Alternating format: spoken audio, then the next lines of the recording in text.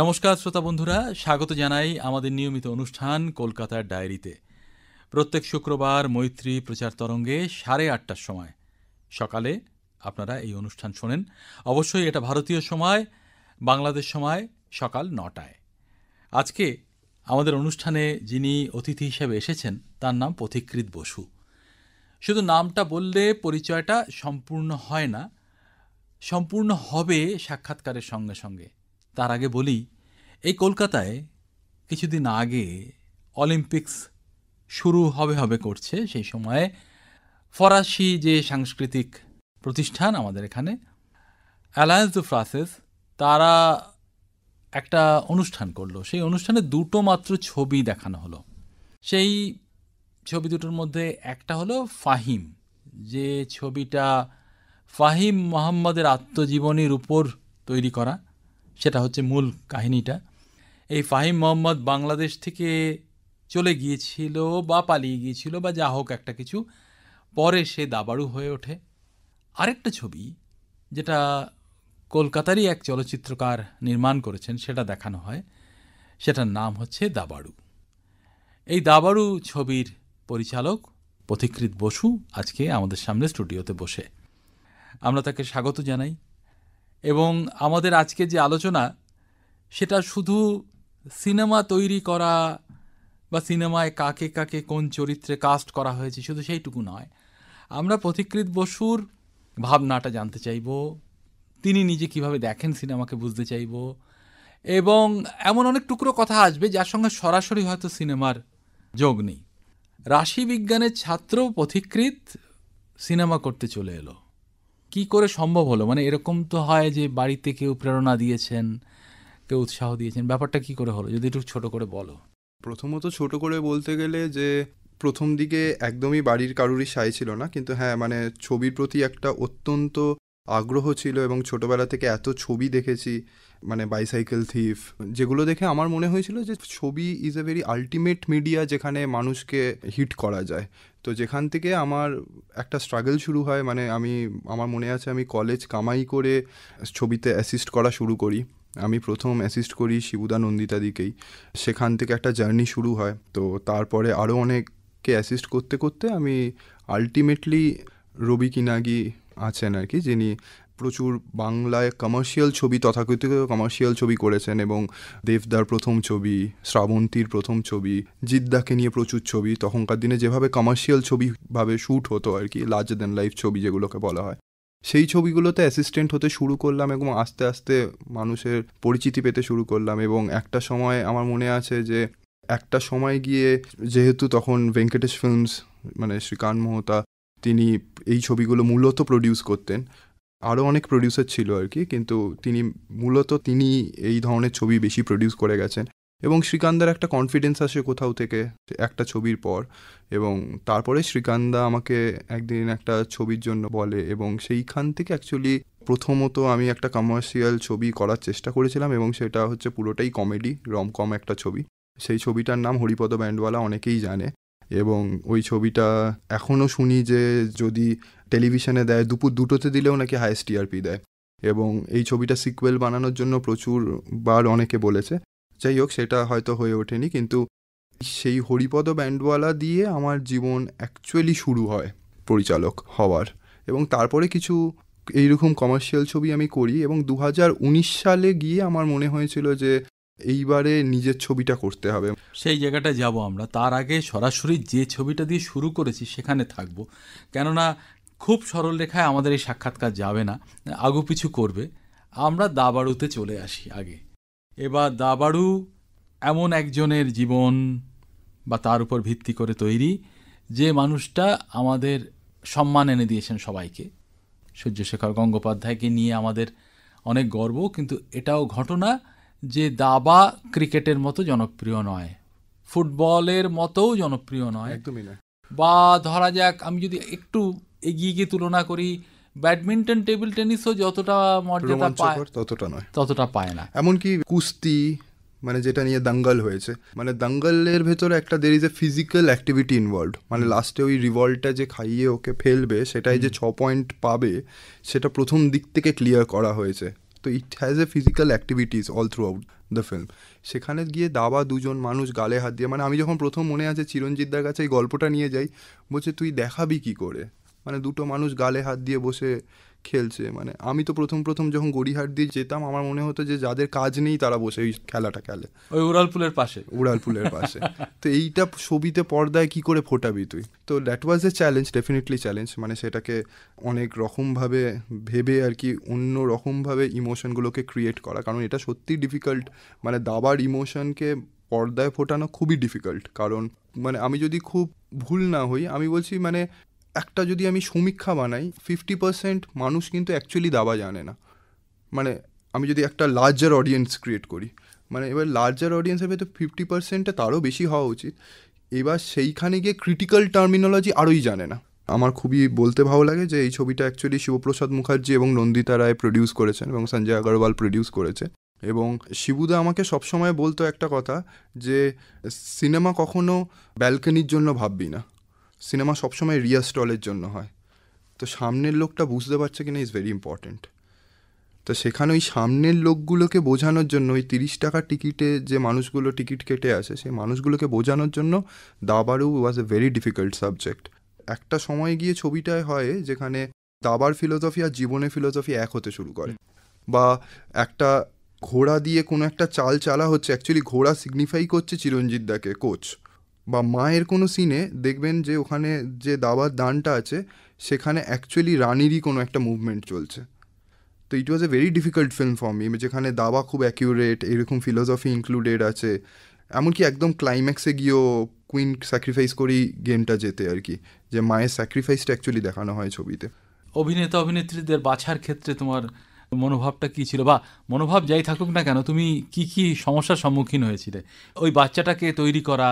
প্রথম কথা হচ্ছে এই ছবিটা একটা জিনিস আমি বলতে চাই, যেহেতু উইন্ডোজ প্রডিউস করেছে ছবিটা, উইন্ডোজ ধারাবাহিকভাবে বাচ্চাদের নিয়ে ছবি করে এসছে। এবং এখনও মনে আছে, মানে যে স্কুলে ফোন করেছি সেই স্কুলই আর কি দরজা খুলে দিয়েছে আর কি।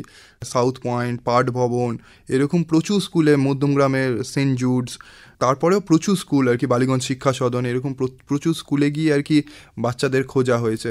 এবং ছোট্ট ছেলে সমদর্শীকে আমি অ্যাকচুয়ালি খুঁজে পাই সাউথ পয়েন্টে। খুব ইন্টারেস্টিং, মানে আমি অন্য কোনো একটা ছেলের সাথে কথা বলছি, ও এসে খালি কথাটা কেটে দিচ্ছিল। ওই ছেলেটা বলছিল আমি ফুটবল খেলি, পাশে এসে বলছে তোর ফুটবল খেলে কিছু হয় না, আমি সুইমিং করি। তো আমার ওই ছেলেটাকে খুব ইন্টারেস্টিং লাগে। তো তারপরে তার একটা গ্রুমিং সেশন চলে, এবং অর্ঘ্য যে বড় বয়সে সূর্যশেখরের অভিনয়টা করেছে, সে অ্যাকচুয়ালি পাঠ ভবন থেকে তাকে সিলেক্ট করেছিলাম। আমি জানতামও না যে অ্যাকচুয়ালি ও পোস্ত ছোটোবেলাটা। তো তারপরে সেন্ট জুডস থেকে একজন মেয়ে আর কি, যিনি ওই বান্ধবীর চরিত্রে পাঠ করেছেন। এই প্রসেসটা না খুব লম্বা একটা প্রসেস, মানে 6 মাস ধরে চলেছে, যে স্কুলে স্কুলে গিয়ে বাচ্চাদের খোঁজা, তাদের গ্রুমিং। এবং এটা ছাড়া অ্যাকচুয়ালি আমি 90s আর 80s-এর একটা নস্টালজিয়া ক্রিয়েট করার চেষ্টা করেছিলাম, যেহেতু এটা 80s-এর এবং 90s-এর একটা গল্প। এবং সেই জন্যই আমরা খুব মাইনিউটলি, মানে সেই 80-র দশক এবং 90-র দশকের কিছু অভিনেতা অভিনেত্রীদের কাস্ট করার চিন্তাভাবনা করেছিলাম, কারণ ওই নস্টালজিয়াটা ক্রিয়েট করার জন্য। এবং তখন চিরঞ্জিতদা খুব বড় একজন স্টার, তখন ঋতুদি চুটিয়ে কাজ করছে, ঋতুদি এখনও কাজ করছে সেটা না, কিন্তু 90s-এ তখন আর কি একচেটিয়া সবকটা ছবিতে ঋতুপর্ণা সেনগুপ্ত, সেখানে দীপঙ্কর দে তখন পিক ফর্মে। মানে দর্শক হিসেবে কি সেই 80-90-এর দর্শককে ফিরিয়ে আনার একটা ভাবনা ছিল? হ্যাঁ, মানে 80-90 দশকের ওই নস্টালজিয়াটা অ্যাকচুয়ালি আমি ক্রিয়েট করতে চেয়েছিলাম, তাই জন্যই আর্টিস্ট শঙ্করদা তখন পিক টাইমে। তো সেই রকম আর কি কিছু কাস্টিং করা হয়েছে, এবং কৌশিক সেন ওইটুকু ছোট্ট একটা টাইম স্প্যানে এসে ওই রকম একটা ইম্প্যাক্টফুল মানে পার্ট করতে পারে, মানে আমি এক্সপেক্ট করিনি আর কি। মানে ছবিটায় মানে কাকে ছেড়ে কাকে দেখবো আর কি, মানে এইরকম একটা সিনারিও ক্রিয়েট হয়ে গেছিলো একটা সময়। এবং ছবিতে বিশ্বনাথ দা আছে, খরাজ দা আছে, সঙ্গশ্রী আছে, বাচ্চাগুলো আছে, ঋতুদি, চিরঞ্জিত দা। তো it has a huge ensemble cast. এই কাস্টিংটাকে এক জায়গায় নিয়ে আসতেও মানে ইট টুক এ লট অফ টাইম, কারণ চিরঞ্জিত দা এখন খুব একটা বেশি ছবি করে না। একসঙ্গে আনা, ইউনিট হিসাবে মানে এগিয়ে চলা, এটা তো নিঃসন্দেহে একটা কঠিন কাজ। হ্যাঁ, যে কোনো চলচ্চিত্রকারকে করতে হয়, আর তোমাকে অনেক বেশি ভাবতে হয়েছে, যেহেতু তুমি কিছু কিছু জিনিস রিক্রিয়েট করতে চেয়েছো, সেই সময়টাকে ফিরিয়ে আনতে চেয়েছো। এই যে ছবিটা দেখার পর প্রতিক্রিয়া, মানে তুমি যা ভেবেছিলে আর তুমি যা পেলে প্রতিক্রিয়া হিসেবে, কতটা মিল ছিল আর কতটা পার্থক্য ছিল?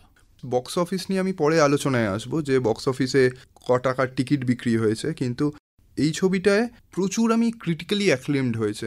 মানে আমি বলছি যে 5-এ 5 দিয়েছে, মানে এটা কোনোদিন হয় না। মানে শিবুদা আমাকে ফোন করে বলেছিল যে মানে 5-এ 5 কী করে দেয় একটা মানুষ। মানে আনন্দবাজার 6.5 দিয়েছিল এরকম। মানে বুক মাই শোতে হাইয়েস্ট রেটেড ফিল্ম এই বছরের। বিভিন্ন জায়গায় আমরা দেখেছি 10-এর মধ্যে 9 এরকম। নয়, মানে আমি বলছি যে বুক মাই শোতে এই রেটিং কিন্তু ছবির আজ পর্যন্ত মানে আমি দেখিনি খুব একটা। তো এই ছবিটা মানে প্রচুর পজিটিভ ফিডব্যাক পেয়েছি। মানে আমার মেসেঞ্জার তো পুরো ভরে গেছিলো যে এই ছবিটার পর। মানে সেটা আগের ছবিগুলোতে এভাবে হয়নি। আমি বলছি যে যখন আমি কাছের মানুষ করতে শুরু করেছিলাম, মানে যেহেতু আমি তার আগে কমার্শিয়াল ছবি করে এসেছিলাম, তা একটা মানুষের ওই ঘরানাটা পাল্টাতে না ইট টুক টাইম। মানে এটা it takes a long time.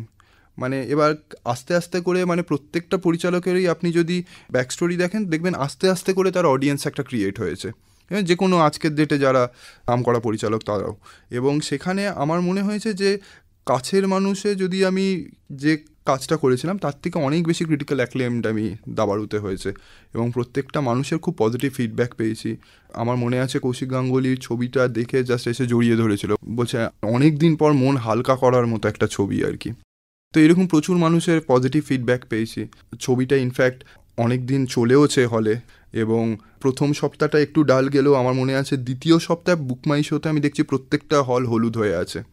প্রথম সপ্তাহটায় হয়তো মানুষের মুখে মুখে ছড়াতে একটু সময় লেগেছে, কিন্তু দ্বিতীয় সপ্তাহ থেকে আমার মনে আছে মানে ডায়মন্ড প্লাজা, ওদিকে আভনি, ওদিকে মানে প্রচুর হল, মানে আমি প্রত্যেকটা হল দেখতে পাচ্ছি হলুদ হয়ে আছে বুক মাই শো। এই যে মানে তৃপ্তিটা এবং যেটা হঠাৎ করে এলো, এটার মধ্যে দিয়ে কি বোঝা যাচ্ছিল যে মানে সত্যি সত্যি একজন চলচ্চিত্রকার এরকম ভাবে মাপতে পারেন যে কি হতে পারে? মানে সেই জায়গাটা কি তুমি অর্জন করেছো এরকম মনে হচ্ছিল? সেটা আমি খুব একটা বলতে পারবো না, তবে দাবারু আমাকে অনেকগুলো দরজা খুলে দিয়েছে জীবনে। আমি এখন খুব একটা ডিসক্লোজ করতে পারবো না, কিন্তু অনেক এরকম অভিনেত্রী যার সাথে কাজ করার আমার অদম্য ইচ্ছে ছিল, মানে দাবারু দেখার পর সেই দরজাগুলো আমার কাছে খুব খুলে গেছে। তো দাবারু আমার জীবনে খুব ইম্পর্ট্যান্ট একটা ছবি, এবং এই ছবিটা হওয়ার পর থেকে মানে আমি কোথাও জানি না, আমার মনে হয় যে আমাকে লোকে আরও একটু বেশি সিরিয়াসলি নিতে শুরু করেছে ইন্ডাস্ট্রিতে। এই যে একটা ছবি বানানোর ক্ষেত্রে পরিচালকের প্রস্তুতি কি দেখে তিনি এগোতে শুরু করবেন, এটা তো থাকেই, সব পরিচালকের ক্ষেত্রেই থাকে। এখন ধরো সমধর্মী অন্যান্য ছবি, একটা ছবির কথা যেমন বললাম ফাহিম, সেটা কি আগে দেখেছিলে নাকি পরে দেখলে? না, ফাহিম আমি পরে দেখেছি, কিন্তু দাবা নিয়ে আগেও ছবি হয়েছে, যেমন searching for Bobby Fischer, Queen's গ্যাম্বিটকে নিয়ে বহুত কথা হয় আর কি। সেখানে দাঁড়িয়ে সূর্যশেখর গাঙ্গুলির জীবনের স্ট্রাগলটা অন্যরকম আমার মনে হয়েছিল। মানে একটা কলকাতার ভাঙাচোরা বাড়ি থেকে ওর ঘুমই ভাঙতো শুনেছি কাবুলিওয়ালার ডাকে আর কি, মানে এত ধার দেনা ছিল আর কি বাড়িতে। তো সেইখান থেকে একটা গ্র্যান্ড মাস্টার হওয়ার জার্নিটা আমার মনে হয়েছিল খুবই অবিশ্বাস্যকর একটা ঘটনা। এবং কিছু কিছু স্ট্রাগল, যেমন ও একটা নেতা বা মন্ত্রীর কাছে গেছে টাকা ধার চাইতে বা স্পন্সরশিপের জন্য, সেখানে তার মাকে শুনতে হচ্ছে যে আজকে যদি দাবার জন্য টাকা দিই তা কালকে তো লুডোর জন্য টাকা দিতে হবে। তো আমার এই জিনিসগুলো খুব সিনেম্যাটিক মনে হয়েছিল, এবং সেইখান থেকেই স্ক্রিপ্ট লেখা এবং সেখান থেকেই ছবিটা বানানোর শুরু হওয়া।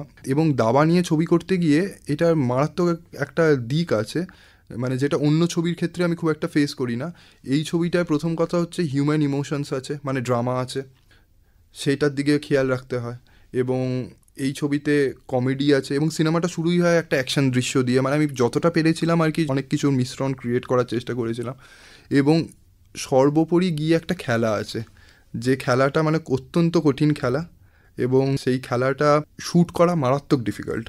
মানে সূর্যশেখরের একটা ট্রেন্ড টিম ছিল, যে টিমটা সারাক্ষণ থাকতো আর কি। মানে আমি বলতাম যে এই 5টা দানের পর থেকে এরপরে এই শটটা, আচ্ছা আচ্ছা। এবার 5টা দানের পরে ওই দাবা বোর্ড সাজাতে না মানে বড় প্লেয়াররাও পারবে না আর কি, মানে খুব প্রফেশনাল না হলে। এইটা খুবই ডিফিকাল্ট ছিল। এবং এই অপামর এই ছবিটায় আরেকটা ডিফিকাল্ট ছিল হচ্ছে যে একদম ছোট্ট একটা বাচ্চা ছিল, তখন ওর বয়স 5 বছর, যে প্রধান চরিত্রে পাঠ করেছে আর কি। এবং এখানে অত্যন্ত বয়স্কও মানুষ ছিল, টিটোদার আজকে অনেক বয়স হয়ে গেছে। আচ্ছা, ওই বাচ্চাটি যে অভিনয় করেছে তার বয়স 5 বছর? আজকে 7 বছর। যখন শুটিং করেছিলাম অ্যাকচুয়ালি তখন 5 বছর ছিল। এবং তাকে ডায়লগ মুখস্থ রাখতে হতো, তাকে দাবার দান মুখস্থ রাখতে হতো। এই ছবিটা আমার কেরিয়ারে অত্যন্ত দীর্ঘতম একটা ছবি, মানে অনেকটা সময় নিয়ে লেগেছে। এবং এই ছবিটার সাথে মানে আমি বলতে চাই যে যেহেতু শিবপ্রসাদ মুখার্জি এবং নন্দিতা রায় ইনভলভ ছিল মানে অ্যাজ এ প্রডিউসার, মানে তারা খুবই খুঁতখুঁতে মানুষ এবং তারা প্রত্যেকটা জিনিসই খুবই ছোটোখাটো জিনিসও নজর রাখেন আর কি ছবির ক্ষেত্রে, তাই জন্যই হয়তো তাদের সাকসেস বা ট্র্যাক রেকর্ড ওইরকম। তো এই ছবিটা বানানোর আমার কেরিয়ারে সবচেয়ে টাইম টেকিং একটা ফেজ গেছে, এবং যে মানুষের ফিডব্যাক পেয়েছি হয়তো সেই খাটুনিটারই ফিডব্যাক আর কি। শ্রোতা বন্ধুরা, আজকে কলকাতা ডায়েরি অনুষ্ঠানে আমরা কথা বলছি চিত্র পরিচালক পথিকৃৎ বসুর সঙ্গে, যিনি বহু ছবি উপহার দিয়েছেন আমাদের উপভোগ করার মতো, সেটা কাছের মানুষ হোক, দাবাড়ু হোক, সেটা ছোট ছবি হোক, তার কথাতেও পরে আসবো আমরা, একেবারে ছোট স্বল্প দৈর্ঘ্যের ছবি হোক সেগুলোও করেছেন। হরিপদ ব্যান্ডওয়ালা দিয়ে যিনি শুরু করেছিলেন, তিনি ধীরে ধীরে ধীরে ধীরে কীভাবে বিবর্তিত হচ্ছেন, তো সেটা আমাদের দেখতেও বেশ মজা লাগে, বেশ একটা আগ্রহের বিষয় সেটা হয়ে দাঁড়াচ্ছে। একটা কথা জানতে ইচ্ছে করছে যে যখন রাশিবিজ্ঞান পড়ছো, যখন স্ট্যাটিস্টিক্স পড়ছো আশুতোষ কলেজে, তখন মনের মধ্যে মানে গুঞ্জরিত হচ্ছে যে ছবি বানাতে হবে, মানে ফিরে আসছি আবার ওই কথাটাতেই। হ্যাঁ, মানে আমি বলছি যে আমি ফার্স্ট ইয়ার করতে করতেই কিন্তু আমি ছবি অ্যাসিস্ট করা শুরু করেছিলাম, এবং আমার আইসিএসসি আর আইএসসি মানে উচ্চ মাধ্যমিক এবং মাধ্যমিকে যে রেজাল্ট ছিল তার মানে অর্ধেকও ছিল না। মাস্টারমশাইরা বকাবকি করছে, প্রচুর বকাবকি, মানে প্রচুর, মানে এরকম হয়েছে পরীক্ষায় দেওয়া হবে না আর কি, এরকম একটা ফেজ। তো কিন্তু মানে ওই ছবির প্রতি আগ্রহ বাড়তে শুরু করে, আর ছবিতে একবার ইনভলভ হয়ে গেলে it is a very time taking process. আমার মনে আছে প্রথম যখন আমি অ্যাসিস্ট করতে যাই, শিবুদা বলেছিল যে সিনেমা বানাতে গেলে প্রথম জিনিস যেটা লাগে সেটা হচ্ছে ধৈর্য। আস্তে আস্তে কলেজের পার্সেন্টেজ কমতে শুরু হয় এবং এইখানে ডেইলি যাতায়াত শুরু হয় আর কি। এবং তখন শিবুদা একটা ছবি করেছিল অ্যাক্সিডেন্ট বলে, সেই ছবিটায় আমি অ্যাসিস্ট করেছিলাম আর কি, যে ছবিটা অনেক পরে রিলিজ হয়। তারপরে আমি এমনকি এমসিএতে ভর্তিও হয়েছিলাম, বাট এমসিএটা কমপ্লিটই হয়নি, কারণ তখন একটা ছবি করতে গেছিলাম, তখন হায়দ্রাবাদে শুটিং পড়ে গেছিলো। তো একদিন মনে হলো না, ছবিটাই করি আর কি, পরীক্ষার জন্য আর ফেরত যাব না। তো মানে কম্পিউটার অ্যাপ্লিকেশন থাক, সিনেমা অ্যাপ্লিকেশন হোক। হ্যাঁ, কিন্তু তখনও ইটস এ ভেরি ইনসিকিউরড প্লেস, মানে আমি তখনও জানি না যে আমি ডিরেক্টর কোনোদিন হব। আমি পরিবারের কথা ভাবছি, মানে বাবা মা কি ভাবছে। যে কোনো বাড়িতে, মানে আমি যখন সূর্যশেখরও দাবা নিয়ে ভেবেছিল তখনও বাবা সাপোর্ট করেনি। তো যে কোনো বাড়িতেই যদি কেউ বলে যে মানে কোনো বাঙালি মধ্যবিত্ত বাড়িতে যে সিনেমা বানাবে, এটা খুবই একটা অবিশ্বাস্যকর ব্যাপার। এবং আমি যেমন দাবারু নিয়েও বলি এটা একটা স্বপ্ন পূরণের গল্প। এটাও খুব ইন্টারেস্টিং, মানে আমার মা কিন্তু কোনোদিন আজ পর্যন্ত কোনো ছবির প্রিমিয়ারে যায়নি। আলটিমেটলি দেখেছেন? হ্যাঁ, টিভিতে দিলে দেখেছে, কিন্তু আজ পর্যন্ত কোনোদিন কোনো ছবির প্রিমিয়ারে যায়নি। প্রথম ছবি প্রিমিয়ারে যেটা এসছে অ্যাকচুয়ালি দাবারুতে এসছে। আচ্ছা, মানে আমি বলছি আমি এর আগে কাছের মানুষ বানিয়েছি, কাছের মানুষের প্রিমিয়ারেও যায়নি। তো মা খুব একটা বেশি সাপোর্ট করতো না, যেহেতু আমার দাদা অ্যাকচুয়ালি স্ট্যাটিস্টিক্স নেয় এবং আমার ফ্যামিলিতে যত আছে সবাই বাইরে সেটেলড, কেউ সরকারি চাকরি করে, এবং এই ফিল্ডটা খুবই ইনসিকিউর ফিল্ড একটা, মানে সেটা প্রথম দিন থেকেই জেনে আসা। কিন্তু ওই ছবিটা বানানোর প্রসেসটা অদ্ভুত ভালো লাগতে শুরু করে এবং সেই জন্য থাকতে শুরু করা। এবং তখনকার দিনে খুব বড় বড় শুটিং হতো, মানে 70-80 দিনের শুটিং আমরা দেখেছি। তুমি পাশ করেছো 2013, তাই তো? 13-14 কথা বলছো আর কি। 13-14তে আমি বলছি আমি একটা ছবিতে অ্যাসিস্ট্যান্ট ছিলাম, যে ছবিটা প্রথম আমি রবি কিনাগিকে অ্যাসিস্ট করি, রবিজিকে। সেই ছবিটার নাম হচ্ছে আওয়ারা। ছবিটা প্রায় 70 দিন ধরে শুটিং হয়েছে, এবং এই ছবিটা শুটিং করতে গিয়ে মানে 70 দিন শুধু শ্যুট ডেজ, আমি বলছি এই শুটিংটা হয়েছে 8 মাস বা 9 মাস ধরে। ও আচ্ছা। তো ডেফিনেটলি যে অন্য কোনো পড়াশোনা বা কিছু হ্যাম্পার্ড হবেই হবে, কারণ ডিরেকশন হচ্ছে মানে একদম জুতো সেলাই থেকে চণ্ডীপাত আর কি, মানে একদম প্রথম থেকে শুরু করে একদম শেষ পোস্ট প্রোডাকশন শেষ পর্যন্ত টেকস এ লং টাইম। আচ্ছা, এই যে যাকে বলে সাইট বাছা, যেখানে শুটিংটা হবে, লোকেশন বাছা, এটাও তো একটা খুব মানে কঠিন ব্যাপার, এবং যারা খুঁতখুঁতে পরিচালক তারা এই বিষয়গুলো খুব দেখেন। আমার মনে আছে বেশ কিছু ছবি কথা চট করে মনে আসছে, যেখানে একজন বিজ্ঞানীর জীবন নির্মাণ করার চেষ্টা হচ্ছে সিনেমার মাধ্যমে, সেখানে কেমব্রিজের আদলটা আনার জন্য ঠিক ওই বিল্ডিংয়ের ভাড়াতে কোথায় আদলটা আছে কেমব্রিজের ওইটার মতো খুঁজতে খুঁজতে খুঁজতে খুঁজতে তাদের 3 মাস লেগে গিয়েছে। যে ওই বিল্ডিংটা কিন্তু আমরা কেমব্রিজে গিয়ে শুটিং করতে পারবো না, অত পয়সা নেই, কিন্তু ওইটা আনতে হবে কোনো জায়গা থেকে। তো ওই বিল্ডিংটুকু পাওয়ার জন্য তাদের অনেক সময় গিয়েছে।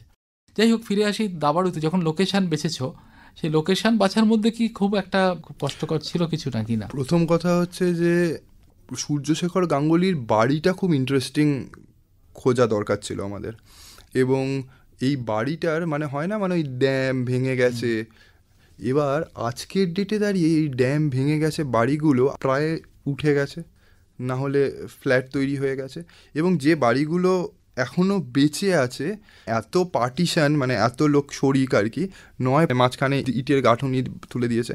এবার শুটিং করতে যেটুকু জায়গায় এক্সপোজ হয় তার থেকে কিন্তু অনেকটা বেশি ক্যামেরা এবং বাদবাকি লাইটে সেট আপ লাগে আর কি। এবং এই নতুন বাড়ি একটা খুঁজতে গিয়ে ইট টুক এ লং টাইম, মানে হয় না, মানে প্রচুর সময় লেগেছে। মানে আমার কিছু কিছু বাড়ি এত পছন্দ হচ্ছে যে পুরো ভেঙে গেছে শুধু মানে আমার ডিওপি এসে বলছে, মধুরা এসে বলছে না এখানে না শুটিংটা করা যাবে না, লাইটটা করবো কোন দিক থেকে। আচ্ছা, হয় না, মানে এখন বাড়িগুলো এত কমে গেছে। তো তারপরে আমরা এই নয়নচাঁদ দত্ত স্ট্রিটে এই বাড়িটা পাই, যেখানে একটা উঠোনটা, ওদের একটা কমন উঠোন আছে, একটা ঘর আছে যে ঘরগুলোতে ড্যাম পড়ে গেছে, একটা ভাঙা খাট আছে। এবং আনন্দ আড্ডো এই ছবিটার শিল্প নির্দেশনা করেছেন এবং সেটা নিয়েও খুব আলোচনা হয়েছে আর কি, যে মানে সেই 80-র দশকে একদম নিম্ন মধ্যবিত্ত বাড়ির যে লুকটা, সেটা ক্রিয়েট করতে সময় লেগেছে। তারপর ওই জিনিসটা যেটা কিউরিও শপে নিয়ে গিয়ে বিক্রি করার চেষ্টা হচ্ছে, হ্যাঁ, ওটা অ্যাকচুয়ালি সূর্যশেখরের নিজের। ওটা প্যারিসেই মোস্ট প্রবাবলি ওই একটা কম্পিটিশনে জিতেছিল, তারপরে ওই গিফটটা পেয়েছিল। এবং এই যে কিউরিও শপ যেখানে জিনিসপত্র বিক্রি হয় আর কি, এই দোকানটাও অবলুপ্তির প্রায়। এবং এই যে ভিক্টর ব্রাদার্স যেখানে শুটিং হচ্ছে, সেখানে শুটিং করেছি, এই দোকানটা অ্যাকচুয়ালি বন্ধ হয়ে যাচ্ছে। এটা কোন স্ট্রিটে রয়েছে? এটা পার্ক স্ট্রিটের ঠিক পাশে, পার্ক স্ট্রিট থেকে মানে ওই রাসেল স্ট্রিটের রাস্তার পরেই আর কি। কিন্তু মানে এটাও বিক্রি হয়ে গেছে, এটাও বন্ধ হয়ে যাবে। আচ্ছা, মানে আমি খুব ভাগ্যবান, ওই জুন জুলাই মাসে যখন শুটিংটা হচ্ছে, মানে তখন আর কি জিনিসপত্র শিফটিং চলছে। তা আমি গিয়ে বলেছিলাম যে দাদা আমরা জিনিসপত্র নিয়ে আসবো, কিছু পুরনো জিনিস, আপনার যেটুকু আছে থাকুন, আপনি শুধু 1 সপ্তাহ রেখে দিন। তো পুরনো কলকাতা ক্রিয়েট করা আজকের ডেটে খুব ডিফিকাল্ট, এবং অত বাজেটের ছবি আজকের ডেটে হয় না। মানে যেহেতু রিকভারি ফরম্যাট কমে গেছে, এত হলস ছিল আগে, সেই হলসগুলো বন্ধ হয়ে গেছে, এবং আজকে সত্যি 16 দিন 17 দিন ছবি শেষ করতে হয়, এবং সেখানে প্রি প্রোডাকশন খুব স্ট্রং করতে হয়। এবং তারপরেও এর ভেতরে দাবার একটা খেলা ছিল, যে খেলাগুলোকে মানে আমি চেষ্টা করেছি যতটা অথেন্টিক দেখানো যায়। মানে যেমন চেন্নাইয়ে সাউথের পোলাচির একটা কম্পিটিশন ছিল, বা যখন ও চেন্নাইতে খেলতে যাচ্ছে ফাইনাল, তখন যে খেলাগুলো পোর্ট্রেয়াল হয়েছিল, এবং সেইগুলো তো আমি অন্য কোনো স্টেটে গিয়ে শ্যুট করতে পারবো না, মানে আমাদের বাজেটে ওটা অ্যাফোর্ড করবে না, যে বাজেটে আজকে ছবি হয় আর কি। মানে আমি বলছি একটা বাংলার বাড়িতে দাঁড়িয়ে চেন্নাইয়ের কি ফিচার্স থাকতে হবে, বা কিভাবে ওটাকে চেন্নাইয়ের করা যায়, সেটা অনেক সময় সাপেক্ষ হয়েছে আর কি। এবং আমার মনে আছে যে একটা পোলাচি হোটেলের একটা সিন, মানে আমি শ্যুট করে ফেলেছি, শ্যুট করে ফেলার পর না মানে আমার না দেখে ভালো লাগছে না, মানে হয় না, মানে সবই আছে কিন্তু মানে আমার কোথাও গিয়ে মনে হচ্ছে এটা পোলাচি লাগছে না। মানে আমার একদিন মনে আছে যে প্যাচ শ্যুট হচ্ছে, আমি শিবুদাকে বললাম, শিবুদা আমার মনে আছে ওটা গ্রেট ইস্টার্নে শ্যুট করেছিলাম, আমি বলছিলাম আরেকবার পারমিশন পাওয়া যাবে। আমার মনে আছে আমি রিশ্যুটও করেছি, যে শুধুমাত্র মানে একই সিন কিন্তু ওই কিছু ফিচার্স পাল্টিয়েছিলাম, এবং কিছু মানে সাউথ ইন্ডিয়ান কিছু লোকজন এক্সট্রা অ্যাড করে আর কি, যাতে ওই রিয়েলিস্টিক ফিলটা পাওয়া যায়। এবং আমি বারবারই বলতে চাই যে এই ছবিটা যেহেতু উইন্ডোজ প্রডিউস করেছে, আমাকে কোনো কিছুতে কার্পণ্য করেনি। মানে আমি যতবারই বলেছি রিশ্যুট হবে, যতবারই বলেছি প্যাচ শ্যুট হবে, ততবারই হয়েছে। তাই জন্যই ছবিটা নিয়ে এত আলোচনা হয়তো। আচ্ছা, এই ছবিটার আলোচনা শেষ করার সময় আমরা যদি এভাবে বলি, যেটা শুধু দাবা নিয়ে তৈরি প্রথম ছবি নয় ভারতবর্ষে, আমি যদি ভুল না করি, এটা সত্যি সত্যি একটা এপিক ফিল্মের মতো, মানে যেভাবে এগিয়েছে ছবিটা। হ্যাঁ, এপিক ফিল্মের অন্যান্য বৈশিষ্ট্য আছে, তার সঙ্গে তুলনা করা যায় না, কিন্তু অন্তত দাবা নিয়ে এভাবে করাটা, এবং তুমি নিশ্চয়ই বিশ্বাস করো যে এই ছবিটা মানে ভারতীয় চলচ্চিত্রের ইতিহাসে থেকে যাবে। এটা কি ডাব হয়ে গেছে? না, ডাব হয়নি, কিন্তু আমার বক্তব্য হচ্ছে যে যখন প্রথম আমরা ভাবি দাবা নিয়ে সিনেমা অনেক হয়েছে, মানে সেটা শতরঞ্জকে খিলাড়ি হোক, ওয়াজির হোক, বা ন্যানির একটা খুব ফেমাস ছবি আছে সাউথ ইন্ডিয়া, কিন্তু কোনো একটা দাবাড়ুর জীবনকে কেন্দ্র করে প্রথম সিনেমা। এবং আমি খুব অবাক হয়েছিলাম প্রথম শুনে যে আনন্দের জীবন নিয়েও ছবি হয়নি, মানে ভারতবর্ষের ভেতরে একমাত্র ওয়ার্ল্ড চ্যাম্পিয়ন। সেখানে দাঁড়িয়ে আমার কোথাও গিয়ে মনে হয়েছে যে যেহেতু এটা দাবাড়ু নিয়ে প্রথম বাংলা চলচ্চিত্র, এবং এত আলোচনা এবং এত লোকের পজিটিভ ফিডব্যাক পেয়েছে, আমার কোথাও গিয়ে মনে হয় এটা ডেফিনেটলি ইতিহাসের বইতে থাকার মতো ছবি। এবং আমার মনে হয় যে আজ থেকে কিছু বছর পরেও যদি দাবা বিকামস পপুলার, মানে একটা দাবার কম্পিটিশন চললেও আমার মনের এটা দৃঢ় বিশ্বাস ওখানে দাবাড়ু গানটা চলবে। বাহ, খুব সুন্দর। মানে এটাই আমাদের টেক অ্যাওয়ে হতে পারে পুরো এই দাবাড়ু নিয়ে কথাবার্তার অংশটা থেকে। আজকে এই পর্ব আমরা শেষ করব এখানে, এবং সত্যি সত্যি আমরা খুব খুশি যে দাবাড়ু নিয়ে এতটা আলোচনা আমরা করতে পারলাম সরাসরি পরিচালকের সঙ্গে বসে। কিন্তু এই যিনি পরিচালক আমাদের সঙ্গে আছেন তার আরও অনেক কিছু বলার আছে, এখানেই শেষ নয়, পরবর্তী পর্বে আমরা শুনব। আজকে তাকে ধন্যবাদ জানিয়ে শেষ করছি কলকাতার ডায়েরি।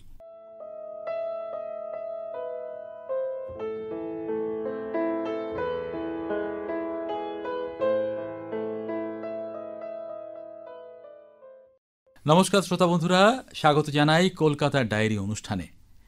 আমাদের সামনে আমাদের অতিথি পথিকৃৎ বসু। পরিচালক হিসাবে ইতিমধ্যেই তাকে চেনেন বহু মানুষ, আরও ভালো করে চিনবেন যত বিস্তার হবে তার কাজের, যত নতুন নতুন দিগন্ত খুলবে তার যে সৃষ্টির, এগুলো আমরা জানব। কিন্তু খুব কাছাকাছি সময়ে যে জিনিসটা রয়েছে, অন্তত 2024 সালে, সেটার কথা একটু বলতে চাইব, এবং সবাই শুনতেও নিশ্চয়ই চাইবেন। পথিকৃৎ আমাদের জানিয়েছেন যে তিনি নতুন একটা ছবি আমাদের জন্য উপহার দিতে চলেছেন, যেখানে মহাতারকারাও থাকছেন যেমন, তেমনি যে কাহিনীটা সেটা ইটসেলফ একটা মহাতারকা। তো একটু যদি আমাদের বলো যে কিভাবে কি ছবি তৈরি করতে চলেছে বা হয়ে গেছে, হয়তো আমরা অপেক্ষা করছি। প্রথম কথা হচ্ছে এই ছবিটার শুটিং হয়ে গেছে। এই ছবিটার নাম হচ্ছে শাস্ত্রী। ছবিটা বেসিক্যালি অ্যাস্ট্রোলজি ভার্সেস অ্যাস্ট্রোনমি বা সায়েন্স নিয়ে আর কি, যে জ্যোতিষ বনাম বিজ্ঞান। এবং এই ছবিটা দেবারতী মুখোপাধ্যায়ের একটা ছোট্ট গল্পকে অবলম্বন করে আর কি ছবিটা করা। এবং এই ছবিতে অভিনয় করেছেন মিঠুন চক্রবর্তী, এবং যিনি আর কি সেই জ্যোতিষীর ভূমিকায় আছেন আর কি। এবং এই ছবিটায় আরেকটা খুব গুরুত্বপূর্ণ দিক আছে, এই ছবিতে অ্যাকচুয়ালি মিঠুন চক্রবর্তী এবং দেবশ্রী রায় প্রায় 16 বছর পর একসাথে অভিনয় করছেন। এবং এছাড়াও ছবিতে প্রচুর তারকারা আছে, মানে শাশ্বত চট্টোপাধ্যায় আছে, অজতাভ দত্ত আছে, সেখানে সোহম চক্রবর্তী আছে, সৌরসেনী মৈত্র আছে। তো এরকম প্রচুর অভিনেতা অভিনেত্রীরা কাজ করেছে। কিন্তু এই ছবিটা অ্যাকচুয়ালি একটা ফ্যান্টাসি ড্রামা সিনেমা, এবং ফ্যান্টাসি জনরায় খুব একটা সিনেমা বাংলায় হয় না অ্যাকচুয়ালি। সেই মানে 80s অনেক ছবি হতো, এবং খুব রিসেন্টলি ওই অনিক দত্ত বা অনিকদা একটা ছবি করেছেন, এবং খুব একটা ফ্যান্টাসি জনরায় ছবি হয়নি। এবার সেখানে সেই রকম একটা জনরায় একটা ছবি ক্রিয়েট করা, এবং যারা জ্যোতিষবিজ্ঞানে বিশ্বাস করেন তাদেরও এটা ভালো লাগার একটা দিক ক্রিয়েট আছে, এবং যারা খুব একটা বিশ্বাস করে না তাদেরও ভালো লাগবে, মানে কিছু কিছু এদের দুজনের টাসেলটা নিয়ে আসলে একটা সিনেমাটা। এবং এইটা এই সামনে পুজোয় রিলিজ করছে। এইটা নিয়ে আমি খুবই আশাবাদী, কারণ কি হয়, মানে আমি প্রত্যেকবারই একটা অন্য ধরনের বা আউট অফ দ্য ট্রেন্ড গিয়ে একটা ছবিকে এস্টাবলিশ করার চেষ্টা করি, এবং সেইটা যদি মানুষ একটু ভালোবেসে ফেলে বা সাপোর্ট করে দেয়, তাহলে এরকম আরও অনেক আউট অফ দ্য ট্রেন্ড গিয়ে ছবি করার স্কোপ থাকে, না হলে ওই একই ট্রেন্ডে মানুষকে ঘুরতে হয় আর কি। এবং এই ছবিটা পুজোতে রিলিজ করছে।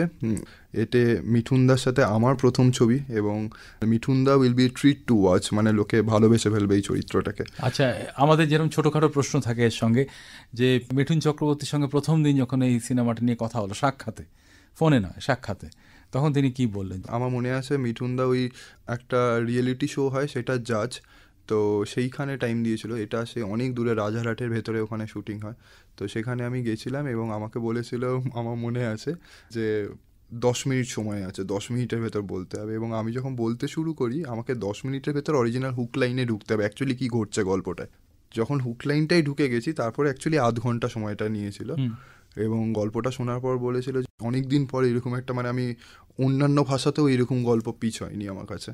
কোথায় শুনতে শুনতে বা তোমার সঙ্গে আগের যে কথা তার ভিত্তিতে মনে হচ্ছিল একটা হালকা পিকের ছবির একটা অংশ যেন উঠে আসছে, এরকম কি কিছু? না না না, পিকের মানে প্রেক্ষাপটটা কমপ্লিটলি আলাদা, কিন্তু এটা জ্যোতিষ বিজ্ঞান এবং অ্যাস্ট্রোলজি ভার্সেস সায়েন্স এইরকম একটা দিক ক্রিয়েট আছে। এবং এই ছবিটা যখন মিঠুনদা প্রথমবার শোনে, মিঠুনদা প্রথমেই বলে যে আমি করছি ছবিটা, ডেট বল কবে করবি। আমি যখন অ্যাসিস্ট্যান্ট ছিলাম তখন আমি একটা ছবিতে মিঠুনদা অভিনয় করেছিলেন আর কি। এবং মিঠুনদাকে নিয়ে আমি বলতে চাই, আমি তো প্রচুর ছবিতে অ্যাসিস্ট্যান্ট ছিলাম, এবং আমি সব আর্টিস্টের সাথে কাজ করে ফেলেছি, শুধুমাত্র উমাদার সাথে মানে অ্যাসিস্ট্যান্ট থাকার সময় কোনো কাজ করিনি, নিজের ডিরেকশানে করেছিলাম আর কি। কিন্তু আমার জীবনে প্রথমবার কাউকে স্ক্রিপ্ট ন্যারেট করতে গিয়ে আমার প্রথম পা কেঁপেছিল, সেই লোকটার নাম মিঠুন চক্রবর্তী। মানে সত্যিকারে আমার পা কেঁপেছিল। হুম। এবং আমার মনে আছে যে সেই ছবিতে আমি অ্যাসিস্ট্যান্ট ছিলাম এবং আমি কিউ দিতে গিয়ে কিউও ভুল দিয়েছিলাম। আচ্ছা আচ্ছা। এবং শুটিংটা হচ্ছিল ধর্মতলার বুকে জিমি জিপ লাগিয়ে, আর সামনে ছিল মিঠুন চক্রবর্তী। এবং মিঠুন তো অদ্ভুত একটা সুইট মানুষ, মানে সে কিছু বলে না, মানে ভুল কিউ দিলে তো আর অভিনয়টা আর করবে কি, ওখানেই শটটা কেটে যাবে, তো ওখানেই আর কি চুপচাপ দাঁড়িয়ে আছে। প্রথমবার ওই অড়াটা দেখে আমার ভয় লেগেছিল, মানে প্রথম, মানে যখন অ্যাসিস্ট্যান্ট ছিলাম একজনের সামনেই আমার পাটা কেঁপেছিল। এসেনশিয়াল পথিকৃৎ বসুতে আরেকবার ফিরে আসি। যে মানুষটি ধরা যাক হরিপদ ব্যান্ডওয়ালা করেছেন, সেই মানুষটি কাছের মানুষ করছেন, এটা অনেকের কাছেই বোধহয় একটু বিস্ময়ের ছিল, একটু না অনেকটাই বিস্ময়ের ছিল। হ্যাঁ। এবং কাছের মানুষে যেভাবে আমাদের দুই মহানায়ক, আমাদের অন্তত এই সময়ের মহানায়ক আর কি, সর্বকাল প্রসঙ্গে কথা হচ্ছে না, তারা একসঙ্গে অভিনয় করলেন এবং যেভাবে ফিরিয়ে ফিরিয়ে আনা হচ্ছে তাদের, একভাবে অভিনয় করতে দেওয়া হচ্ছে না, আবার তাদের অন্যরকম একটা ভঙ্গি নিতে হচ্ছে, এইটা করা তরুণ একজন পরিচালক, এত তরুণ, আমরা খেলাধুলার সময় বলি যে দেখো 16 বছর বয়সে বিশ্ব রেকর্ড করে ফেললো, 17 বছর বয়সে ক্রিকেটে দেশের হয়ে প্রথম টেস্ট খেললো, চলচ্চিত্র পরিচালকের ক্ষেত্রে হয়তো বলি না সেরকম কথাটা, কিন্তু তুমি যখন ছবিটা করছো তখন তোমার কত বছর বয়স, খুব বেশি 27-28, 28 ওই রকম, বেশ কঠিন তো ছিল এবং নিজেকে ভাঙতে হচ্ছিল না, কিরকম ছিল? এবং এটা খুব কঠিন, মানে এই দুজনকে এক জায়গায় নিয়ে আসা মারাত্মক কঠিন ছিল, কারণ দুজনের ভাবনা চিন্তা কমপ্লিটলি আলাদা, দুজনের সিনেমা দেখার দর্শন আলাদা। বুম্বাদা অনেক দিন ধরে ছবি করছেন এবং সাকসেসফুল ছবি করছেন, এবং প্রথমতেই বলতে চাই যে এই ছবিটা কাছের মানুষ যদি দেবদা না করতো হতো না ছবিটা, মানে he has always been A support. মানে দেবদা প্রথম দিন আমি ফোনে ন্যারেট করেছিলাম গল্পটা, তারপরেই বলেছিল আমি ছবিটা করছি, তো সেটা অনেক দিন সময় লেগেছে, কারণ দুজনকে ইনকর্পোরেট করে ছবি আর কি, এবং দুজনের সমান প্রাধান্য আছে ছবিটায়। এই দুজনকে অনেক সেম পেজ নিয়ে আসতে অনেকটা সময় লেগে গেছে, এবং আলটিমেটলি মানে আমার মনে আছে, এবং দুজন সেম পেজ আসার পরও তখন কোনো না কোনো কারণে আমার মনে হচ্ছিলো হয় না, মানে ছবিটা ডিলে হচ্ছে, তথাকথিত ওই কমার্শিয়াল ছবিগুলো ভেঙে আর কি বেরোচ্ছি, এবং আমি ছবিটা শুটিংয়ে যাওয়ার জন্য ডেসপারেট ছিলাম।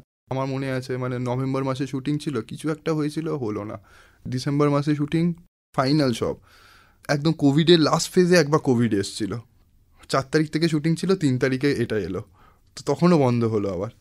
তো ফাইনালি জানুয়ারি মাসে শুটিংটা শুরু হয় এবং দেবদা ফাইনালি বলে যে হচ্ছে তো এবার।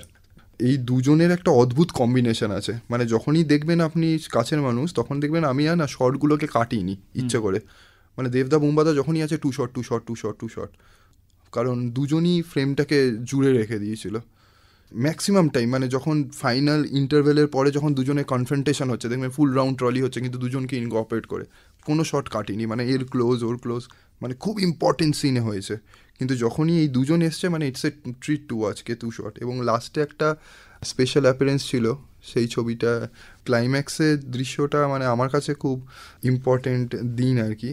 আমার পরিচালনায় প্রায় 3 জন মহারথী কাজ করেছিল, একটা দেবদা, একটা বুম্বাদা আর একটা রঞ্জিত মল্লিক, মানে রঞ্জিত কাকু আর কি। এই ছবিটাও খুব পজিটিভ রেসপন্স পেয়েছিল, মানে আমার এখনও মনে আছে আনন্দবাজার 6.5 দিয়েছিল। অলোক প্রসাদ চট্টোপাধ্যায় আমাকে নিজে ফোন করে বলেছিলেন অনেকদিন পর এইরকম একটা ছবি দেখেছি, মানে মনে হচ্ছে সে উত্তম সৌমিত্র জুটি আবার ফিরে এলো, মানে এরকম একটা রিভিউ লেখা হয়েছিল। এইটার জন্য যখন কাহিনী রচনা করতে হয়েছে সেটাতে তুমি নিজেই হাত লাগিয়েছো। হ্যাঁ, আমার একটা বিরাট বড় টিম আছে এবং সেই টিমে শুভেন্দু দাস মুন্সি, শুভেন্দু ছিলেন, শুভেন্দুদা এমনিতে প্রফেসর মানুষ, এবং তাছাড়াও আর কি আরও 2 জন ছিল আর কি, প্রিয়া আর অর্ণব বলে। এটা প্রচুর দিন লেগেছে আর কি, মানে একবার দেবদাকে পিচ করা, সেটা আবার বুম্বাদার কাছে গিয়ে পিচ করা, এবং দুজনকে অনেক সেম পেজ নিয়ে আসা। এবং কোভিডের সময় আমার গিয়ে মনে হয়েছিল যে মানে suicide rates are very high, তখন আমার মনে হয়েছিল যে একটা অ্যান্টি সুইসাইডাল ছবি হওয়া উচিত, এবং সেই ছবিটাকে ভেঙে সেই ছবিটাকে বানানো এইরকম মহারথীদের নিয়ে ওয়াজ ডিফিকাল্ট। নিশ্চয়ই পরিচালকদের একটা ভাবনা থাকে এটার পিছনে, যখন ছবির শেষে ওই তথ্যগুলো দেওয়া হচ্ছে এবং লেখা হচ্ছে যে এই ছবিটা যতক্ষণে আপনারা দেখছেন ততক্ষণে 42 জন না এরকম সংখ্যা দেওয়া হয়েছিল, 37 থেকে 42-এর ভেতরে, মানে প্রত্যেক 4 মিনিটে ভারতবর্ষে একজন করে মানুষ সুইসাইড করে। এইটা কি ছবির কোনো মাত্রা যোগ করে, নাকি কিছুটা অঙ্গহানি করে, মানে এ নিয়ে কোনো ভাবনা বা দ্বন্দ্ব আছে? দ্বন্দ্ব বলবো না, বেসিক আমার একটা বক্তব্য ছিল, যে বক্তব্যটা আমার বলার ছিল এবং সেইটা আমি সিনেমায় কোনোভাবে ইনকর্পোরেট করতে পারিনি। মানে সিনেমাতে তো একটা জায়গায় গিয়ে শেষ করে দিতে হয়, এটা মানে কোনো মানুষের মুখে বলাটা খুবই অতিরঞ্জিত এবং অতি ড্রামাটিক হয়ে যেত। মানে আমার একটা লাইন খুব মানুষকে স্পেসিফিক্যালি বলার আচ্ছা, ছিল যে আচ্ছা। কাউকে ভালোবেসে কোনোদিন এটা বলো না যে আমি তোমার জন্য মরতে পারি, হ্যাঁ। বরং এটা বলো যে আমি তোমার জন্যই বেঁচে আছি, মানে I am living for you. এই লাইনটা বলার জন্যই অতগুলো স্ট্যাটিস্টিক সামনে লাগানো। সামনে রাখা হয়েছে। আচ্ছা, এইখানে একটা কথা জিজ্ঞাসা করতে ইচ্ছা করে, সেটা সরাসরি কোনো ছবিকে কেন্দ্র করে নয়। ধরো আজকে, এটা তুমি খুব ভালো জানো, মানে যেহেতু তোমরা সবাই মিলে কাজ করছো, তথ্য বিনিময় হচ্ছে, আজকে বাংলা ছবি বিশ্বের দরবারে দাগ কাটছে গিয়ে, সেটা বোধহয় খুব উল্লেখযোগ্য জায়গায় নেই, অন্তত যাকে বলে বড় বড় চলচ্চিত্র উৎসবে যেখানে হচ্ছে, বার্লিন, কান বা এই যেগুলো সম্পর্কে আমরা জানি, লন্ডন ইত্যাদি জানি আর কি। কখনো এইটা মনে হয়েছে যে এই ধরনের ছবি করব এবং এইরকম প্রতিযোগিতার জন্য ঝাঁপাবো, সেটা মাথায় কখনো এসেছে? আমি খুব মানে এই জায়গায় না খুব ক্লিয়ার। মানে প্রথম কথা হচ্ছে যে আমাদের এটা ডেফিনেটলি একটা ক্রিয়েটিভ মিডিয়াম, কিন্তু এর ভেতরে একটা কমার্স যোগ আছে। একটা মানুষ একটা টাকা বিনিয়োগ করে এবং আমার কাছে মনে হয় যে বক্স অফিসের ওই টিকিট বিক্রিটা ইজ ভেরি ইম্পর্টেন্ট। না হলে এই প্রডিউসারগুলো না থাকলে ইন্ডাস্ট্রিটা থাকবে না। একটা সময় এই তথাকথিত মানে যে কমার্শিয়াল ছবিগুলো হতো, সেই ছবিগুলো তো অনেক বেশি লোক দেখেছে এবং হুট করে একটা চেঞ্জ ওভার আসতে শুরু করে ইন্ডাস্ট্রিতে। সেখানে গিয়ে কমার্শিয়াল ছবি মানে যেটা লার্জার দ্যান লাইফ ছবিগুলোকে আমরা মানে মানুষ একদম অটোমেটিক্যালি রিজেক্ট করতে শুরু করে। এবার এটা তো খুব বেসিক একটা জিনিস যে you can not create a Baahubali হয়। বাহুবলী বানানোর টাকা আমাদেরকে কেউ দেবে না, কিন্তু আমাদের বক্তব্য যে আমাদের সামর্থ্য অনুযায়ী আমরা একটা ছবির প্যাটার্ন ক্রিয়েট করা। এবং আমার কোথাও গিয়ে মনে হয় প্রত্যেক পরিচালকেরই একটা বেসিক দায়বদ্ধতা বা বেসিক লক্ষ্য হওয়া উচিত যে বক্স অফিসে টিকিটটা তাদের কাছে বেশি প্রায়োরিটি হওয়া উচিত, কারণ ওই টিকিটটা বিক্রি হলে ওই প্রডিউসারগুলো অন্তত থেকে যাবে। মানে আজকের ডেটে দাঁড়িয়ে যে হলের সংখ্যা দাঁড়িয়ে গেছে, সেখানে আমার মনে হয় যে শুধুমাত্র একটা চলচ্চিত্রকে কেন্দ্র করে বা শুধুমাত্র একটা পুরস্কার পাবো বলে ছবি করা আজকের ডেটে দাঁড়িয়ে খুব ডিফিকাল্ট। মানে আমি যেটুকু জানতাম বছরে 300 থেকে 400 ছবি হতো, আজকে সেটা দাঁড়িয়ে 70-80টা হয়ে গেছে। এই ট্রেন্ড যদি যায় তো কালকে গিয়ে তো 20-30টায় দাঁড়িয়ে যাবে। এবার এই 70-80টা ছবির ভেতরে হয়তো রিকভারি থাকে 7-8টা ছবির, বাকি যে 72টা ছবি হচ্ছে সেগুলো কোথায়? তো আজকের ডেটে দাঁড়িয়ে মানুষের ধৈর্য কমে গেছে। আজকের ডেটে দাঁড়িয়ে আমার মনে হয় যে সিনেমা বানানো উচিত, মূলত টিকিট বিক্রি করাটা আমার কাছে খুবই ইম্পর্টেন্ট। এবার সেখানে দাঁড়িয়ে একটা দাবাড়ুর মতো ছবি অনেকগুলো জায়গায় আজকে নমিনেট হচ্ছে, কিন্তু আমি দাবাড়ুও চেষ্টা করেছি প্রথম দিন থেকে। আমার কাছে খুব আইডিয়াটা ক্লিয়ার যে মানুষকে এন্টারটেইন করতে হবে। দাবাড়ু শুরুই হয় একটা অ্যাকশন দৃশ্য দিয়ে, ওইরকমভাবে ডিজাইন করা। শ্রোতা বন্ধুরা, আমরা কথা বলছি চিত্র পরিচালক পথিকৃৎ বসুর সঙ্গে, যিনি আমাদের উপহার দিয়েছেন বেশ কিছু ভালো ছবি, যার মধ্যে আপনি খুঁজে পাবেন কাছের মানুষ, কে তুমি নন্দিনী, ফিদা, যার মধ্যে খুঁজে পাবেন অবশ্যই দাবাড়ু। কিন্তু এবারে একটা ছোট ছবির কথা বলতে চাই, যে ছবিটা খুব স্বল্প সময়ে 15-16 মিনিট বোধহয় ছিল, 3 কাপ চায়ের প্রথম ছবিটা, যেটা ওই যিনি স্ক্রিপ্ট রাইটার, ওই ভদ্রমহিলা বা মেয়েটি বলা ভালো, মানে অনেক কম বয়সটা, তিনি দেখছেন, তিনি একটা সময়ের কথা ভেবে তার স্ক্রিপ্ট সাজাতে চাইছেন, চোখের সামনে দেখতে পাচ্ছেন না সঠিক কাউকে, সেই মানুষটা যাকে দেখে তিনি সত্যি সত্যি জীবন্ত করে তুলতে পারেন স্ক্রিপ্টটাকে। তো এইটা কীরকমভাবে এলো হঠাৎ করে, এইরকম ছবিটার অফারটাই বা কীভাবে এলো বানানোটা, আর করতে কেমন লেগেছিল? প্রথম কথা এটা বলতে চাই যে এটা খুবই মানে আউট অফ দ্য বক্স এসছে। তখন আর কি হইচই সবে হয়েছে আর কি, মানে এবং তখন আমি SBF এর ছবি করি এবং তখন শ্রীকান্দা এরকম একটা আইডিয়ার কথা বলে যে চাকে কেন্দ্র করে 3টে গল্প হবে আর কি, এবং 3টে বিভিন্ন পরিচালক সেখানে কাজ করবে এবং অন্য দুজনের গল্প ফাইনাল হয়ে যায়। এবং আমার গল্পটার সময় না মানে আমি না মানে কোনোভাবে কানেক্ট করতে পারছি না, বলতে কোনো দ্বিধা নেই। ওখানে ভাল্লাজি বলে একজন লাইন প্রডিউসার ছিল, যে আর কি সারাক্ষণ প্রেশার দেবে মানে স্ক্রিপ্ট নিয়ে আর কি। আচ্ছা, হ্যাঁ, দেখবেন আমার ওই সিনেমাটা ওইভাবেই শুরু হয় যে আবি তাক স্ক্রিপ্ট কেউ নেই, ফোন করছেন, বারবার ফোনে বলে যাচ্ছে। তো তার কাজটাই ছিল হচ্ছে সবাইকে তাড়া দেওয়া আর কি। এবং সেইখানে আমার যারা বন্ধু বান্ধব যারা স্ক্রিপ্ট লেখে আর কি, তাদের প্রবলেমসগুলো আমি দেখেছি। তখন কোথাও গিয়ে মনে হলো যে একটা মেয়ে যে ফেঁসে গেছে কোথাও আর কি গিয়ে, যে নকশাল নিয়ে লিখতে বলেছে, মানে কোনো একটা প্রডিউসার সে তাকে নকশাল নিয়ে, সে জীবনে নকশাল কি জিনিস সেটাই জানে না, ওই শব্দটা শুনেছে। হ্যাঁ, তথাকথিত কিছু 4-5টা বইয়ের কথা শুনেছে, এবং সে তার নিজের ভিজুয়ালাইজেশনে লিখতে শুরু করে, এবং যেটা লিখতে শুরু করে সেটা সামনে একটা চায়ের দোকানে দেখতে শুরু করে। মানে বাকি গল্পগুলোর মধ্যেও কিন্তু সেই সমাপতনটা আছে। হ্যাঁ, একেবারে শেষের গল্পটা তো বেশি আছে আর কি। ওই দুটো অন্য পরিচালকরা দুজন, ডিরেক্ট হ্যাঁ। করেছে, দেবালয় দা আর মৈনাক দা। এবার সেইটা ওই থেকে সূত্রপাত, এবং ছবিটায় সৌরভ ছিল আর সায়নী ছিল আর কি। তো যারা যারা 3 কাপ চা দেখেছে আর কি, তারা কিন্তু এই গল্পটা নিয়ে কোনো না কোনো জায়গায় কমেন্ট করেইছে আর কি। মানে আপনি যদি ওর ট্রেলারেও দেখেন, ট্রেলারে সবচেয়ে বেশি কমেন্ট এই গল্পটাকে নিয়ে করা হয়েছে। কিন্তু এটা খুব না মানে আউট অফ দ্য বক্স একদিন মানে ভাবা, যে একটা মেয়ে সে স্ক্রিপ্ট লিখতে গিয়ে আটকে গেছে এবং সে ভুলভাল কিছু জিনিস ভাবছে, এবং সেইটাই ও সামনে দেখতে পাচ্ছে।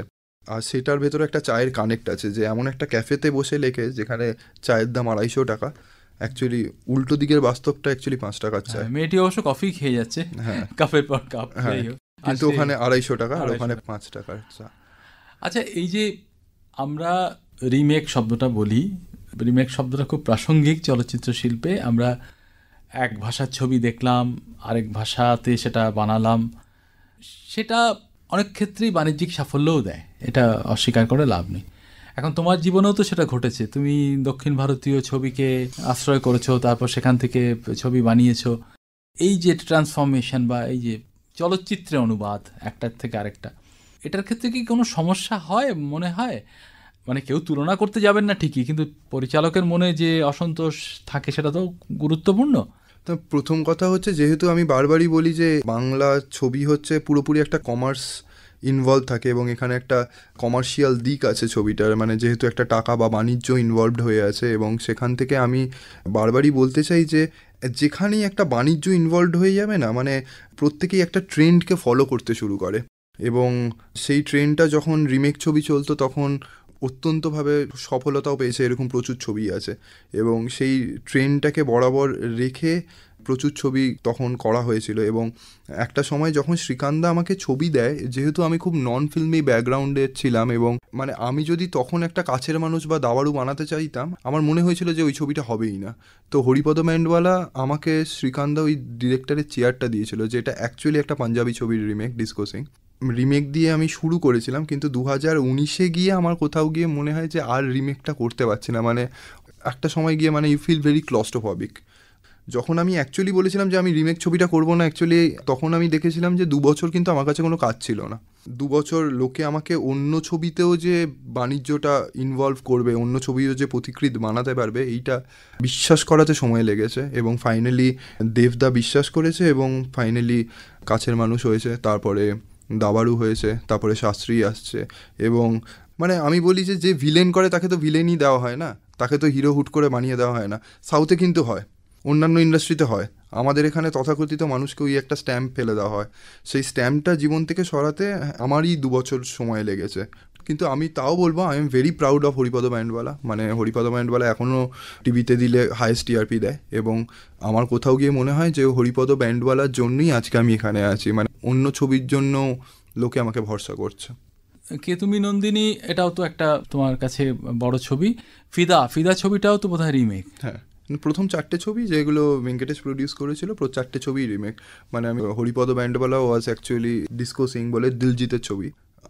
তারপরে বানিয়েছিলাম টোটাল দাদাগিরি, যেটা ন্যানির একটা ছবি ছিল, নেনু লোকাল। তারপরে ফিদা বানিয়েছি, ফিদা থলি প্রেমা বলে একটা ছবির রিমেক ছিল, যেটা বরুণ তেজ হিরো ছিল, এবং এই ছবিটা most probably Ranbir Kapoor remake করছে হিন্দিতে। তারপরে বানিয়েছিলাম কে তুমি নন্দিনী, এটা খুব বিখ্যাত একটা মালায়ালাম ছবি, ওম শান্তি ওশানা, নিভিন পলি আর নাজরিয়া নাজিমের প্রথম ছবি। তো সেই ছবিটা অনুপ্রেরণায় বানানো কে তুমি নন্দিনী। তারপরে আমি ওই একটা স্ট্যান্ড নিজে রিমেক আর বানাবো না, মানে আমার নিজের কিছু বলার আছে ছবির মাধ্যমে। তো সেইটা করতে গিয়ে 2 বছর কাজও হয়নি, কিন্তু নিজের জমিটা তৈরি করতে হয়েছিল। হ্যাঁ, তো তারপরে কাছের মানুষ হয়েছে, দাবাড়ু হয়েছে, শাস্ত্রী হয়েছে। আচ্ছা, এখন এই যে তোমার কাছ থেকে শুনছিলাম যে কৌশিক গাঙ্গুলি তোমার ছবি দেখে এতটাই উচ্ছ্বসিত হয়েছেন, মানে দাবাড়ু দেখে তোমাকে জড়িয়ে ধরেছেন। তো এই যে সমসময়ের যারা সিনিয়র, যারা নাম করেছেন, যারা উজ্জ্বল হয়ে রয়েছেন এই ক্ষেত্রে, তাদের কাছ থেকে অ্যাপ্রিসিয়েশন পাওয়া, এই ব্যাপারটা কি তোমার নিয়মিত ঘটেছে? তুমি এক্ষেত্রে মানে নিজেকে যথেষ্ট ভালো জায়গায় মনে করো? হ্যাঁ, মানে আর কৌশিকদা খুবই সাপোর্টিভ একটা মানুষ, এবং ট্রেলারের লিঙ্ক যখন বেরিয়েছিল আমার মনে আছে বুম্বা দাদা থেকে শুরু করে রাজদা থেকে শুরু করে তোমার কৌশিকদা, সৃজিতদা সবাই টুইট করেছে, এবং সবাই দাবারু যখন বেরিয়েছে সেটা নিয়ে আলোচনা হয়েছে, এবং খুবই পজিটিভ ফিডব্যাকস আমি বহু পরিচালকের থেকে পেয়েছি, এবং আমার কোথাও গিয়ে মনে হয়েছে যে এটা একটা হয়তো স্টেপিং স্টোন পরবর্তী পদক্ষেপ। আরেকটা জিনিস যেটা জিজ্ঞাসা করতে ইচ্ছে করে কিন্তু জিজ্ঞাসা করা হয়ে ওঠে না বিভিন্ন ক্ষেত্রে, আমাদের যারা টেকনিশিয়ানস আছেন, মানে যাকে বলে কারিগরি সহায়তা দেওয়ার জন্য যারা অপরিহার্য, সেই মানুষগুলো সম্পর্কে আমরা অনেক সময় কথা উজ্জ্ব রাখি, মানে বলা হয় না, তাদের প্রতি আমরা হয়তো কৃতজ্ঞ কিন্তু বলা হয়ে ওঠে না। তোমার কথার মধ্যেই বেরিয়ে আসছিল একজন দুজনের কথা, তো আমি একটু শুনতে চাইবো, তোমরা যারা নতুন প্রজন্মের চলচ্চিত্র পরিচালক, তোমরা সম্পূর্ণ অন্য দৃষ্টিতে দেখো, মানে টিম ওয়ার্কটা তোমাদের অনেক স্ট্রং, এবং আমরা বলছি না যে পুরোনো সময় স্ট্রং ছিল না, কিন্তু তোমরা একটা অন্য আঙ্গিকে বিষয়টা দেখো। তোমার টিমের বা যারা রয়েছেন আর কি, তাদের কথা যদি একটু বলো। প্রথম কথা হচ্ছে যে আমার টিমে এখন আমার একটা হিউজ রাইটিং টিম আছে, মানে অরিত্র আর অর্পণ যেটা লিড করে আর কি, এবং যারা অ্যাকচুয়ালি দাবারু লিখেছে, এবং অরিত্র শাস্ত্রীও লিখেছে, এবং আমার পরবর্তী একটা ছবি আসছে যে ছবিটা অ্যাকচুয়ালি অ্যান্টি ডিভোর্স, কিন্তু আমি এখন বেশি ওটাকে নিয়ে আলোচনা করব না কারণ অ্যানাউন্স হয়নি।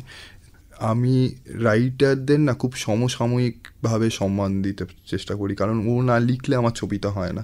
এবং দেখবেন মানে এটা নিয়ে অনেকে অনেক অবজেকশন করে, আমার প্রত্যেকটা পোস্টারে মানে আমার নাম না থাকলেও রাইটারের নাম থাকবে, কারণ ওরা না লিখলে ছবিটা পসিবল না। এবং দাবারু নিয়ে যেটা নিয়ে এত কথা হচ্ছে সেটা মধুরা পালিত বলে একজন ডিওপি, সে আমারই সমসাময়িক বয়সী আর কি। মানে আমি বলছি যে দাবারুর সিনেমাটোগ্রাফি নিয়েও প্রচুর লেখালেখি হয়েছে। কিছু শর্টস আছে যে শর্টসরা মেজের ভেতর শুধু আলো দিয়ে দাবার ছক ক্রিয়েট করা হয়েছে, তো সেইগুলো মধুরার আইডিয়া ছিল। এবং ছবিতে না একটা বিরাট বড় টিম আছে, মানে এটা বলতে শুরু করলে শেষ হবে না। মানে আর্ট ডিরেক্টর, সেখানে তোমার সাউন্ড ডিজাইনিং, তোমার কস্টিউম ডিজাইনার, মেকআপ, হেয়ার, মানে যারা ছাড়া ছবিটা পসিবলই না। এবং এটা ছাড়াও একটা হিউজ পরিমাণের কিন্তু জুনিয়র টেকনিশিয়ান যাদেরকে আমরা বলি, ওই অত বড় বড় লাইটের স্ট্যান্ডগুলো বয়ে নিয়ে গিয়ে রাখে, তারা ছাড়াও ছবিটা হয় না আর কি। মানে ওই যে ছবিটা নিয়ে এতটা আলোচনা হচ্ছে এবং এতটা ক্রিটিক্যালি অ্যাক্লেম হওয়া হচ্ছে, সেই ছবির পেছনে কিন্তু প্রচুর মানুষের অজস্র পরিশ্রম আছে। আর আমি বলছি যে আগেকার দিনে তো তাও 70 দিন 80 দিন ধরে ছবি শুটিং হতো, এখন তো সেই ছবি শুটিং গিয়ে দাঁড়িয়েছে 16 থেকে 17 দিন। মানে বুঝতে পারছেন মানে কতটা তাড়াতাড়ি মানুষকে কাজ করতে হচ্ছে, মানুষের পরিশ্রম কতটা বেড়ে গেছে। তো সেইখানে দাঁড়িয়ে আমার মনে হয় যে একটা বিরাট বড় টিম ইনভলভ থাকে এক একটা ছবিতে, প্রত্যেকের কাজটা খুব ইম্পর্টেন্ট, কারণ ইটস এ টিম গেম, এবং ওই লোকগুলো না থাকলেও হয়তো ছবিটা হয় না। প্রতিকৃত, তোমার সঙ্গে কথা বলতে বলতে মনে হচ্ছিল যে আরও প্রশ্ন করা যায়, আরও উত্তর চাওয়া যায় তোমার কাছ থেকে, কেননা তুমি বলতে ভালোবাসো, তুমি যেভাবে বলো তাতে বোঝা যায় তুমি ভিতর থেকে বলছো, এবং এটা আমাদের পাওনা যারা একটা সাক্ষাৎকার সংগ্রহ করতে চাই, ভালো জিনিস শোনাতে চাই মানুষকে। তবু আজকে ঘড়ির কাঁটা যেমন বলছে আমাদের থামতে হবে এখানে, এবং তুমি মাঝে মাঝেই ওই বাণিজ্যকে প্রাধান্য দেবে, আবার মাঝে মাঝে দেখা যাবে সৃষ্টিশীলতাকে বেশি প্রাধান্য দিচ্ছ, বোঝাই যাচ্ছে ইতিমধ্যে তুমি তোমার জিগজ্যাগ পথটাকে সেট করে নিয়েছো, এবং আমরা অপেক্ষা করব এইসব দেখার জন্য, এইসব শোনার জন্য। আজকে তুমি আকাশবাণীতে এসে আমাদের সঙ্গে কথা বললে, এটা আমাদের কাছে খুব আনন্দের, শ্রোতাদের কাছেও নিশ্চয়ই আনন্দের। তোমার সিনেমা দেখেছেন, তুমি আজকে আমাদের এখানে এসে এত সময় দিলে, এত বিস্তারে কথা বললে, ভেতরের কথা বললে। তবু হয়তো ওই বলে না একটা টেক অ্যাওয়ে কিছু একটা থাকুক, শেষে যদি কিছু তুমি একটা বলো যেটা দিয়ে আমরা সাইন অফ করতে পারি। আমার শুধু এইটুকুই বক্তব্য যে বাংলা ছবি মানুষের দেখা উচিত, এবং আমার একটা ছবি আসছে শাস্ত্রী, মিঠুন চক্রবর্তী অভিনীত। আপনারা পুজোয় ঘুরুন ফিরুন, আনন্দ করুন, এবং হলে গিয়ে একবার শাস্ত্রী দেখুন। এবং শুধু শাস্ত্রী না, সঙ্গে আরও যতদূর আমি জানি 3টে বাংলা ছবি আসছে। আপনারা প্রত্যেকটা বাংলা ছবি দেখুন এবং বাংলা ছবির পাশে দাঁড়ান, এবং অবশ্যই কমেন্ট করুন যেখানে যেখানে সম্ভব। আবারও তাকিয়ে থাকবো কবে তোমার সঙ্গে এভাবে কথা বলবো। তোমাকে অনেক ধন্যবাদ জানিয়ে শেষ করছি আজকের অনুষ্ঠান। ধন্যবাদ।